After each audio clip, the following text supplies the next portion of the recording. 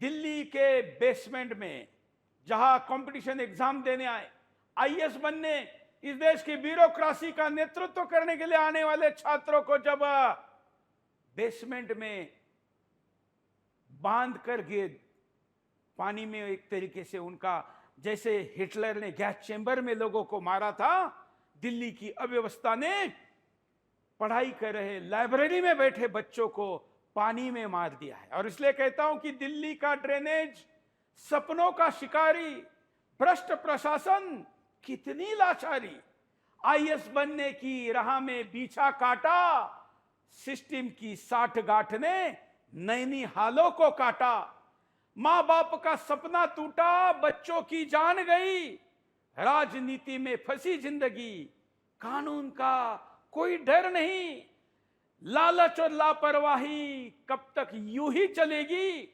सपनों की इस हत्या पर अब चुप्पी नहीं रहेगी। मेरा तो आरोप उन छात्रों पर भी है जो देश भर से सब जगह पर आते हैं और इस देश का नेतृत्व करने, देश का चीफ सेक्रेटरी बनने तक जिनका सपना होता है, ब्यूरोक्रेसी, आईएएस, आईपीएस। अरे भाई, आप जहां पढ़ने जा रहे हो, आप एडमिनिस्ट्रेटर बनने जा रहे हो, और जहां गैर कानूनी काम हो रहा है, मान्यता के बगैर बेसमेंट में लाइब्रेरी चल रही है, आप वहां क्यों पढ़ रहे हो? वही से आवाज उठाना शुरू करिए, आपका आईएएस बनना तय हो जाएगा। लेकिन मैं जानता हूं यह कहना आसान है, लेकिन मजबूरी है, क्योंकि दिल्ली में कम पैसे में पढ़ाई होती है।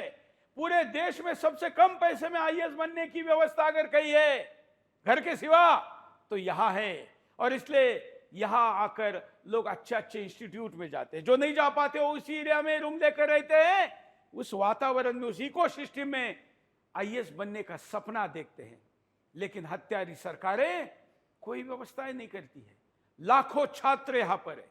कुछ ही दिन पहले चलते पानी में बिजली का करंट लग के एक छात्र मर गया, और अब तो बेसमेंट में बारिश का पानी आ गया और वो मर गया। कोई नेता क्यों नहीं मरा कभी दिल्ली के पानी में बेसमेंट में घुस के? कोई मंत्री क्यों नहीं मरा? कोई अधिकारी क्यों नहीं मरा? मरे तो कल के बनने वाले अधिकारी क्यों मरे? जरा पूछिए। ये तो ऊंची सुरक्षित जगह पर रहते हैं, लेकिन कल के सपने को बेसमेंट के अंधेरे में गाड़ते हैं। और इसलिए इन मरने वालों के 4 दिन न्यूज बनेगी, लेकिन उसके बाद कुछ नहीं होगा। और इसीलिए इस मुद्दे पर हमको आवाज उठाकर आपको और हमको हमेशा का इस समस्या का समाधान लाना पड़ेगा। ये समाधान जब तक नहीं आता है, तब तक ये हत्याएं जारी रहेगी। आज आपके सामने जरा विस्तार से पहले इस हत्यारी सरकार के हत्याकांड पर यह रिपोर्ट।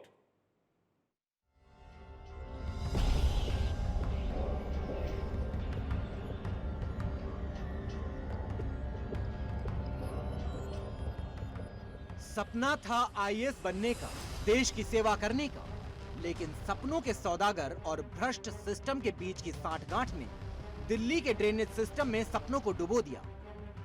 जरा सोचिए उन नौनिहाल के माँ बाप पर क्या बीत रही होगी, जो उन सपनों के साथ जी रहे होंगे कि बउआ हमरा डीएम हुई है।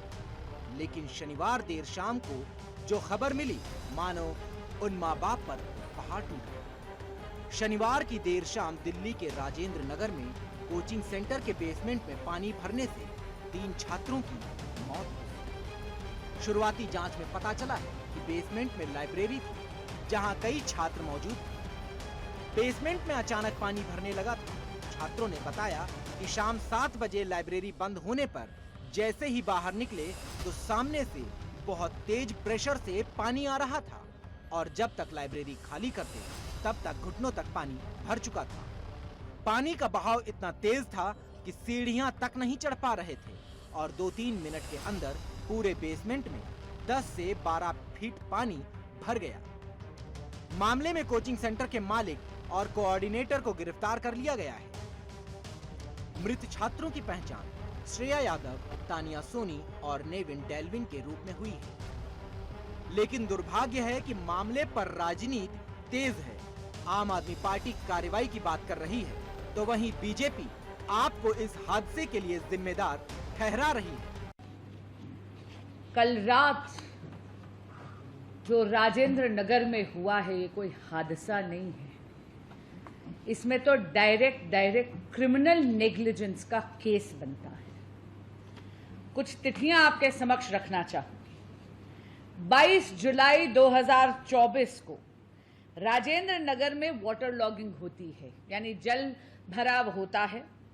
वहां के स्थानीय लोग और भाजपा के वरिष्ठ नेता ये बात माननीय विधायक दुर्गेश पाठक जी के संज्ञान में लाते हैं और दुर्गेश पाठक जी बहुत उद्दंडता से एक बहुत ही व्यंग्यात्मक ट्वीट करते हैं और इस बात में कहते कि हाँ ठीक है, मेरे संज्ञान में ये है, लेकिन उसके बाद कोई एक्शन नहीं लेते।